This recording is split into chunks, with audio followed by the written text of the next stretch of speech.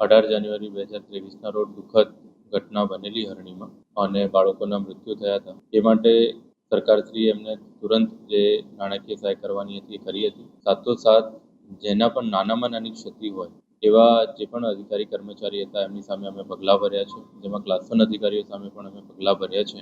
ઉપરાંતમાં honourable હાઈકોર્ટે અત્યારે કલેક્ટરશ્રીને એનું કમ્પન્સેશન નક્કી કરવા માટે પણ કીધું છે. એટલે એ કમ્પન્સેશન નક્કી થશે એટલે આગળની કાર્યવાહી થશે. જોડે જોડે જેના નામના કોન્ટ્રાક્ટ હતા, જે લોકો ઇજારેદાર હતા, એમની સામે પણ લગભગ 17 જણા સામે જે તે વખતે અમે એફઆઈઆર પણ કરેલી હતી. એટલે જે દુઃખદ ઘટનામાં જે પણ જવાબદારો હતા એમની સામે પણ પગલાં ભર્યા છે અને ભવિષ્યમાં આવી જે દુર્ઘટના ન થાય એની માટે થઈને પણ અમે મોડી માત્રામાં પગલાં ભર્યા છે. દાખલા તરીકે કોઈ પણ લેક સિટીની વચ્ચે આવતું હોય તો એમાં પણ અમે એક્સિડન્ટ ન થાય એની માટે ક્રેશ બેરિયર મુકાયા છે. બધી જ લેક પર સીસીટીવી મુકાયા છે. ગાર્ડ્સની વ્યવસ્થા કરી છે. સુરક્ષાના સાધનો ત્યાં મુકાવ્યા છે.